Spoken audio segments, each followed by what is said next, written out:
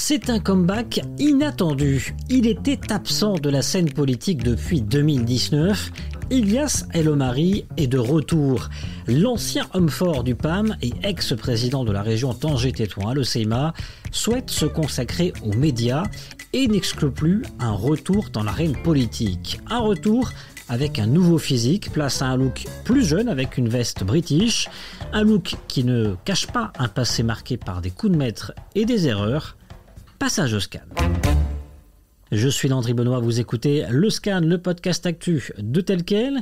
Et ce mardi 20 juin 2023, je vous propose de parler du retour d'Ilyas El Omari.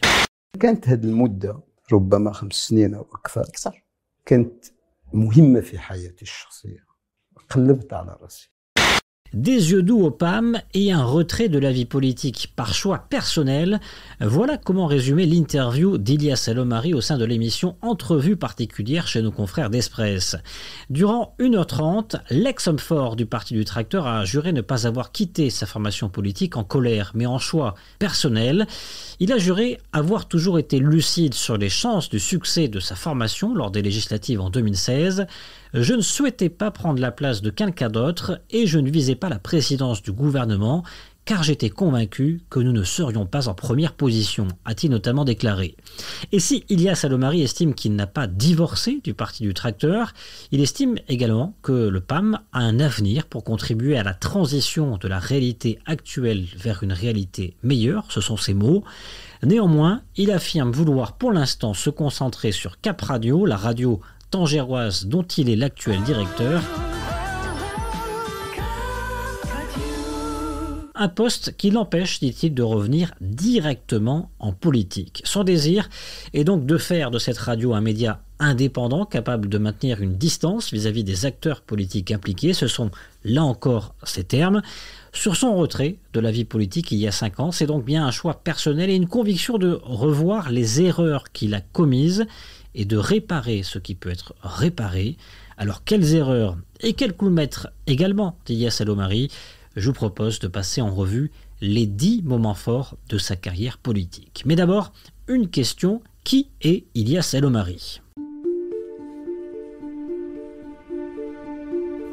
Et pour cela, je ne résiste pas à l'envie de vous lire le début d'un portrait enquête disponible sur telquel.ma intitulé « Le mystérieux Ilyas El Omari », un article qui date de 2016, signé par mon confrère Mohamed Boudraham. Il écrit « Ilyas El Omari est un personnage qui fascine et divise. Pour certains, il est l'incarnation du mal absolu, le symbole d'une politique machiavélique et sournoise qui menace à long terme la stabilité du pays. Pour d'autres, c'est un homme de conviction, un des rares politiques qui dispose d'une vision claire pour contrecarrer la déferlante islamiste. » Mon confrère continue en rappelant que pendant la campagne électorale de 2011, Ilyas El Omari était l'ennemi désigné d'Abdelillah Benkiran. D'ailleurs, ce dernier avait à un moment parlé de démons et de crocodiles. Mon confrère explique que Benkiran faisait principalement référence à Ilyas El Omari. Et pourtant, ce personnage si craint et si redouté, à qui on prêtait une puissance sans limite, ne bénéficiait encore à l'époque d'aucun mandat électif, ni fonction officielle. S'il devient une figure marquante du PAM dès la création du parti en 2008, il sera très vite propulsé numéro 2 avant de devenir le 24 janvier 2016 secrétaire général du parti Authenticité et Modernité. C'est le premier moment fort de sa carrière politique.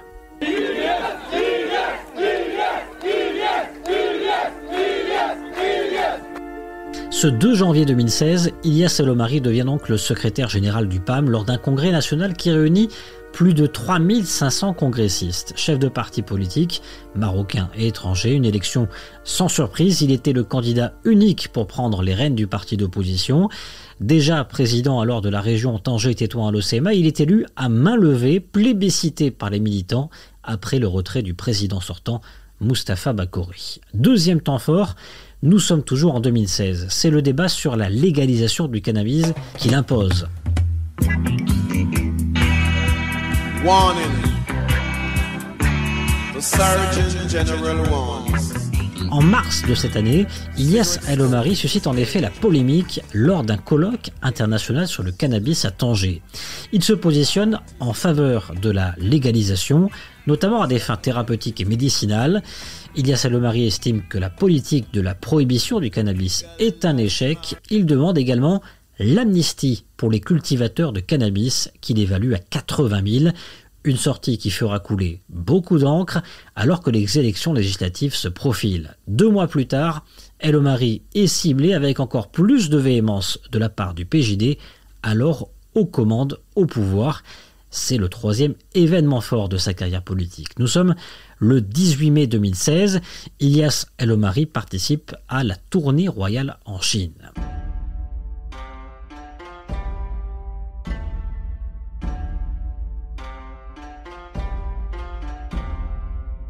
Le chef de file du PAM est aux côtés du roi lors de sa visite à Pékin, même si officiellement Ilyas El-Omari y est en tant que président de la région Tanger-Tétouan-Hoceima, président donc d'une région. Cela ne manque pas de titiller Abdelillah Ben-Kiran, non convié, pourtant chef du gouvernement et secrétaire général du PJD.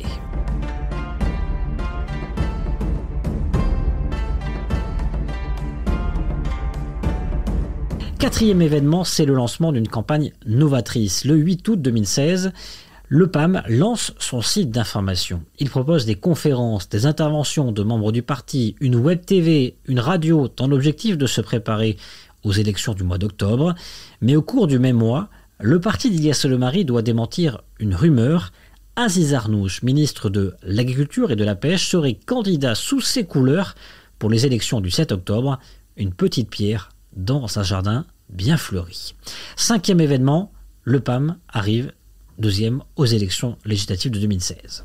Les élections législatives se sont déroulées dans la transparence et la neutralité. C'est ce qu'a déclaré ce dimanche le Conseil national marocain des droits de l'homme. Ce scrutin législatif a été remporté par les islamistes du parti Justice et Développement PJD, actuellement à la tête du gouvernement depuis 2011. Selon les résultats officiels, le PJD gagne 125 sièges contre 107 en 2011. Le PAM, parti Authenticité et Modernité, est lui arrivé 2e avec 102 sièges contre 47 il y a 5 ans. Le 7 octobre 2016, le PAM arrive 2e aux législatives avec 102 sièges. Il double son score réalisé en 2011 où il avait obtenu 47 sièges malgré sa jeune création en 2008. Mais son score ne suffit pas et ne suffit pas à Ilyas El-Omari pour devenir chef du gouvernement. 6e événement, le drame de Mohsin Fikri et la contestation d'Al-Hoceima. Marée humaine dans le centre-ville d'Al-Hoceima, dans le Rif marocain, épicentre d'une vague d'émotions et d'indignation qui secoue tout le royaume. Casablanca, Marrakech, Rabat, dans tout le pays, on a manifesté pour dénoncer la mort tragique de Mohsin Fikri. Ce marchand de poissons d'une trentaine d'années a été happé, broyé par une benne à ordures alors qu'il s'opposait à la saisie de sa marchandise par la police. Le roi Mohamed VI a ordonné une enquête pour punir les responsables. Le 31 octobre 2016, le PAM réagit à la mort du poissonnier tué dans un accident lors d'un contrôle policier. Le PAM est le premier parti politique à réagir et qualifie ce décès de tragédie en dénonçant le traitement dégradant que la victime a subi. Le parti du tracteur appelle à l'ouverture d'une enquête approfondie et va surtout appeler ses militants, je cite, à s'engager dans toute forme de militantisme légitime contre l'injustice et pour la défense de la dignité des citoyens. Une sortie remarquée. Quelques mois plus tard, Ilyas El-Omari sera même au cœur d'une affaire judiciaire où il sera accusé par un avocat des détenus d'Al-Hoceima d'avoir approché Nasser Zezafi au début de la crise du Rif et de l'avoir encouragé à, je cite, conspirer contre la monarchie, des accusations gravissimes qui pousseront les détenus du Irak à se défaire de l'avocat en question et de rejeter également ses propos. 7e temps fort de la carrière politique d'Ilyas El-Omari, c'est un conseil national sous tension en novembre 2016. Des tensions entre Ilyas El-Omari et Abdellatif Wahabi. Ce dernier fustige l'attitude des dirigeants du parti après les élections législatives. Selon lui, le bureau politique du PAM aurait dû démissionner car il n'est pas parvenu à remporter les dernières élections. Lors de ce meeting, Ilyas El-Omari positionne le PAM comme un parti de l'opposition et l'exclut formellement des négociations pour former le nouveau gouvernement. 8e événement, nous sommes en mai 2017 et ce sont des sorties à répétition sur la contestation à Al-Hoceima. Les manifestations se poursuivent. Le PAM appelle alors les manifestants et les autorités à entamer un débat sérieux et demande aux manifestants de bien vouloir estimer le plan Al-Hoceima Ville-Phare de la Méditerranée pour qu'il soit relancé. Ilyas El-Omari se trouve dans la difficulté de gérer sa double casquette de leader d'un parti de l'opposition et en même temps de président de région. De plus, la région Tanger-Tétouan Al-Hoceima, à qui donc on l'on reproche d'avoir failli à sa mission alors que la situation se dégrade. Il décide alors, quelques semaines plus tard, le 16 juin, d'organiser un débat national à Tanger sur le Irak et il affirme qu'il est prêt à rendre des comptes sur ce qu'il a décrit comme la tragédie du Rif. Selon lui, le gouvernement a bloqué des budgets du plan de développement de la région et d'Al-Hoceima quelques mois avant la mort de Moussine Fikri. Quelques mois plus tard, le 15 mars 2017, c'est le 9e temps fort, Ilyas El-Omari décide de maintenir le PAM dans l'opposition alors qu'Abdelillah Ben-Kairan est démis de ses fonctions par le roi. Des choix qui surprendront. Finalement, le 7 août 2017, Ilyas El-Omari annonce sa démission du PAM, c'est le 10e temps fort. Il n'aura tenu qu'un peu plus d'un an à la tête du principal parti d'opposition du Maroc.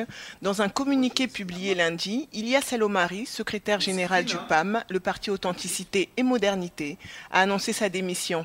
Également président de la région agitée du Rif, il quitte ses fonctions alors que les villes d'Al-Hoceima et les localités voisines sont depuis octobre dernier le théâtre d'un mouvement de contestation dont les principaux leaders ont été arrêtés fin mai. Aucune information n'a été donnée sur les raisons de sa démission, même s'il a évoqué une décision individuelle et indépendante. Mais selon la presse locale, la crise d'Al-Hoceima y serait justement liée. Les élus locaux de la région du Rif sont pour la plupart issus du PAM et la démission d'Ilyas El-Omari intervient quelques jours seulement après un discours du roi Mohamed VI dans lequel il critique notamment la mauvaise gestion de la crise du Rif. Abdelatif Ouabi, un des opposants de la ligne d'Ilyas El-Omari, déclare que le moment est venu pour le secrétaire général du PAM de partir. Il estime qu'Ilyas El-Omari voulait détruire le parti. L'ancienne maire de Marrakech, Fatim Zahra El Mansouri, et plusieurs cadres du PAM accusent également Ilyas El-Omari d'avoir adopté la personnalisation du pouvoir dans la gestion du parti. Lors d'une conférence de presse pour annoncer son départ, Ilyas El-Omari se dira fier que sa démission coïncide avec le discours du souverain prononcé le 29 juillet. Il dit également autoriser les journalistes à écrire qu'Ilyas El-Omari est responsable des erreurs du PAM. Le Scan, le podcast d'actualité, c'est fini pour aujourd'hui. Réalisation Adam Al-Arshawi. N'hésitez pas à vous abonner sur le site telquel.ma et à nous retrouver chaque jour du lundi au vendredi sur toutes les applications de plateformes de podcast et de streaming.